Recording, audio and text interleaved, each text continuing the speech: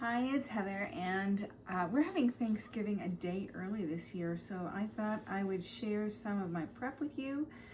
We don't have what many would call a traditional Thanksgiving dinner. We don't have a full bird, for example. We don't have stuffing, but I wanted to share with you some of the dishes that we do make because I think they're really yummy, and you might enjoy the recipes. So below each video, I will actually put the recipe, and I hope that you enjoy this.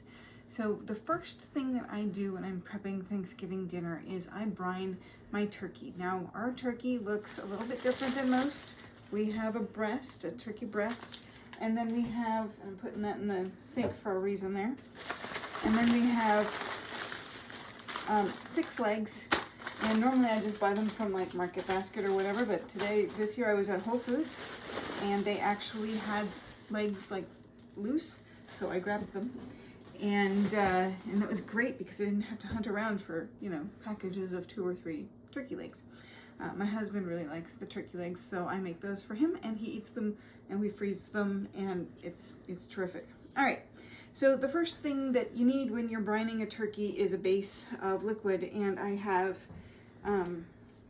2 half gallons of apple juice. You can use a gallon of apple cider, whatever so this makes it a little on the sweet side, which I personally enjoy.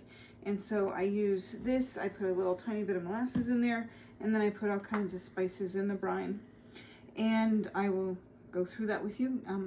I have a recipe that I've, futzed with over many, many years, and so I'll tell you what the recipe is as I'm doing it, and then I will put the recipe in the below the video. All right, I'm not sure if it's going to go in the notes or below or in the comments yet, so that's why this is the first video. So anyway, I usually get a cooler, and my husband has delightfully cleaned out this cooler in the bathtub. He washes it with dish soap so that it's nice and clean on the inside. And into the cooler, I put the 2 gallons of apple juice first, or the 2 half gallons, so a gallon of apple juice. And then I put a little bit of molasses. In years past, I've used like up to a half a cup.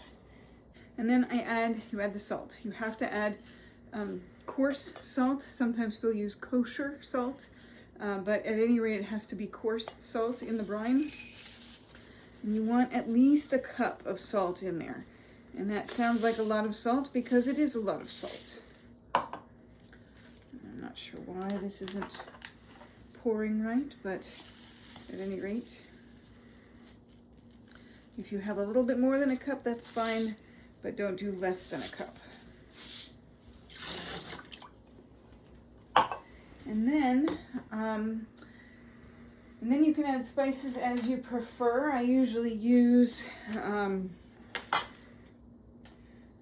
2 heaping teaspoons of minced garlic, this stuff here that I use in the jar.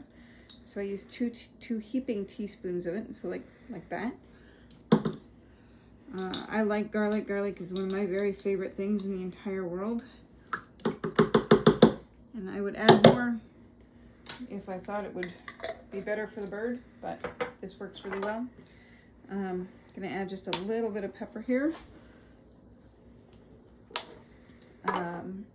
And then I usually use fresh ginger, but this year I didn't buy the fresh ginger because I didn't read the recipe beforehand.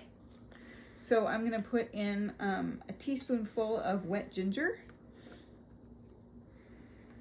And this I just got from the same spot as the garlic.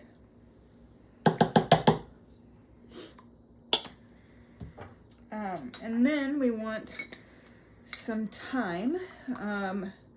It looks like I have used a teaspoonful of thyme and a teaspoonful of rosemary. Rosemary really makes poultry sing, so use rosemary in your brine, almost whatever you do. And then I add a teaspoonful of herbe de Provence. You can add a little bit more if you want to. More spices doesn't necessarily hurt. It's the less spices that hurt. So feel free to spice it up. And then I add a little bit of minced onion. You can add regular onion if you'd like to. I hate cutting onions, so I use minced onion when I can. So this is a teaspoonful of that. And then I stir this up, and I just use a regular wooden spoon, and I give it a nice stir and get some of that salt off the bottom. Now, this is not finished, this brine. This is just this is the base of the brine. And what you're gonna do is you're gonna add water until the bird or your turkey breast or whatever is covered.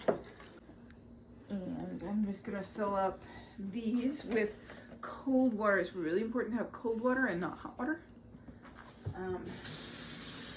Because you don't want to start cooking your turkey, and you don't want to start inviting bacterial growth either. I'm going to take my kitchen shears and I'm going to cut the turkey open, and I do it in here so that because there's juice. When you open any sort of a turkey, there's juice in the turkey, and sometimes there's a little packet of like the giblets and so forth, and the turkey neck for gravy, but there's almost always going to be some liquid here, and that's okay. That's normal. That's what you want. But you want to dump that out, and you want to take the bird out of the plastic, because otherwise it doesn't work too well.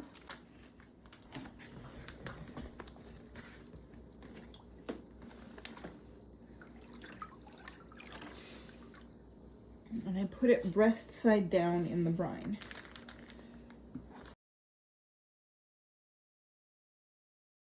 Oh, as you can see, there's still a little bit there that is not covered. And so when that happens, you need more water. So some years I don't need to add ice because it's really cold outside.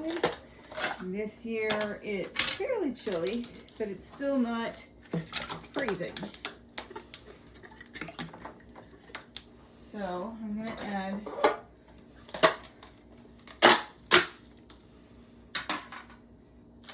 just a little bit of ice to the water. I might add more ice in the morning. It'll depend on whether the water is cold or not.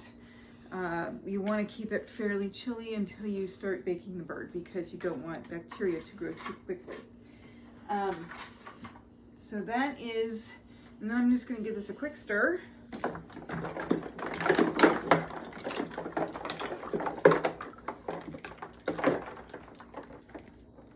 I'm going to add a little bit more water, because as you see, this is still not quite covered.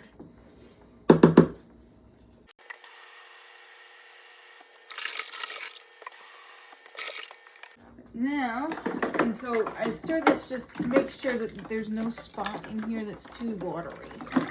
But now you can see that the bird is covered, and this part, there's no meat on it there, so that's okay that it's, right at the surface, that's fine.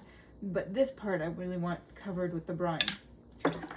So believe it or not, this is still really, really salty water, even though it's pretty diluted at this point. All of the salt will bring all the spice flavoring into the meat. That's what the brine does. And I like to brine my turkey because that keeps it moist. It makes it so you never have to babysit it or baste it or anything else. It's great. This is what I do, and then I just put this on our porch where it's chillier.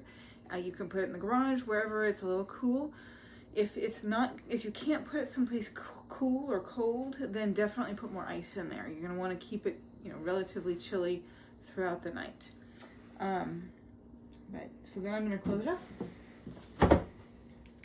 And that is how I brine my turkey.